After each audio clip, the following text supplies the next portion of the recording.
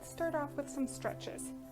So we have our yoga position dice, and then we'll do the position that's described on it. And I'll also post the position on the screen on either side of me while we do it. We'll get into position and then count to 10.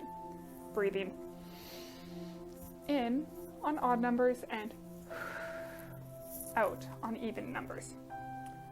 Our first yoga position is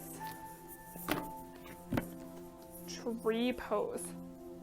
Stand tall and reach your arms above your head like branches on a tree. Place one foot firmly on the ground and then bring your other foot to the inside of your knee. Breathe deeply. So, I'm dealing with a bit of a shoulder injury, so I'm only gonna bring my arms up like this and then plant my right leg firmly onto the ground, bring my left leg to my knee, and 1, 2, 3, 4, 5, 6, 7, 8, 9, 10.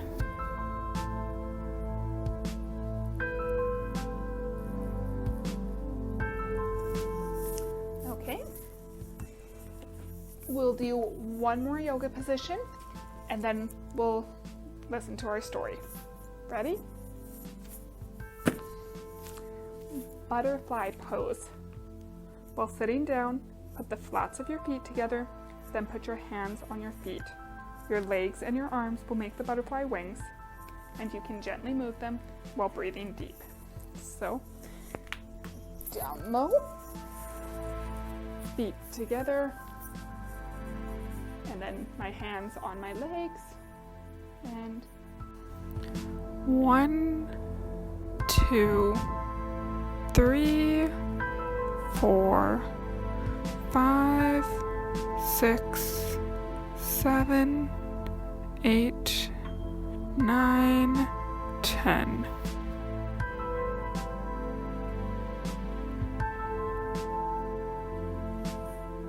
All right, and now let's do our relaxing breathing. So remember to sit up nice and straight and tall, and breathe in through your nose, out through your mouth, while the sparkly blue background goes. Ready?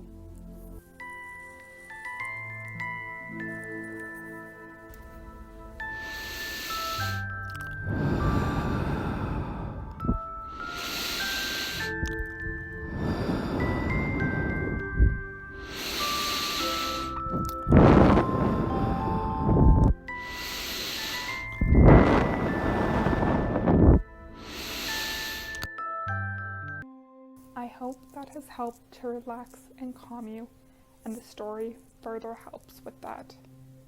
Tonight, I'll tell a version of an African folktale about why the sun and the moon live in the sky.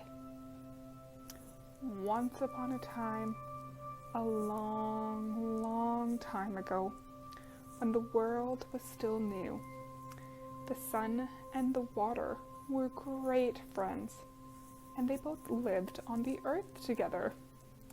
The sun could just float over the land, and the water filled every crevice within the land. The sun very often used to visit the water, but water never returned the visits. This bothered the sun a little bit. At last the sun asked the water why they never visited. The water replied that as much as they liked spending time with the sun, their house was not big enough, and that if the water came with all of their people, they would drive the sun out of their home. The water then said, "If you want me to visit you, you'll have to build a very large house. But I warn you, it will have to be very large, as my people are numerous and take up a lot of room." The sun promised to build a very large house, and soon afterwards they returned home to their spouse, the moon, who greeted them with a broad smile. The sun told the moon what they had promised the water, and the next day they began building a large house to entertain the water and all of their people. The sun worked during the day while the moon slept, and the moon worked during the night while the sun slept. And although it was a little cramped and noisy to do so, in no time at all, they had built a very large house. When it was completed, the sun asked the water to come visit him.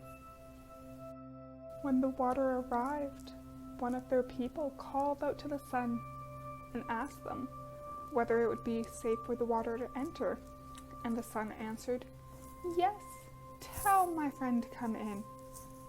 The water began to flow in, followed by the fish and all the other water animals. Very soon, the water was knee deep in the house. So they asked the sun if it was still safe, and the sun, wanting their friend to feel welcome, again said, "Yes." So more of them came in. When the water was at the level of a man's head, the water said to the sun, "Do you want more of my people to come?" Not knowing any better, the sun and the moon both said, "Yes." More and more of the water's people came until the sun and the moon had to sit on top of the roof. The water once again asked the sun if it was still okay to keep coming in. The sun and the moon, wanting their friends to be comfortable, answered yes. So more and more of the water's people came in. The water soon overflowed the top of the roof, and the sun and the moon were forced to go up into the sky. However, once the sun and the moon were in the sky, they realized just how much room they had for themselves and their children, the clouds and the stars. And they have been there ever since and lived happily ever after. The end. I hope you enjoyed the story, and to help you relax just that little bit more, let's do one more yoga position, and then we'll do some more deep breathing. Just like before, I'll toss the dice, and then we'll get into position, and I'll post the position on the screen. And then while we're in position, we'll count to 10, breathing in on odd numbers and breathing out on even numbers. All right, let's do our third and final yoga pose of the night. So, turtle pose. Sit down with your legs in front of you, slightly bent. Lean forward and slide your hands under your knees to hold the inside of your ankles. If you want, you can try to touch your forehead to your feet while breathing deep. Okay, so legs out in front of you, slightly bent. Bring your hands together under your knees to try and hold your ankles or just the bottom of your calves. And 1, 2, 3, 4, 5, 6, 7, 8, 9, 10. And we finish off yoga by going Namaste.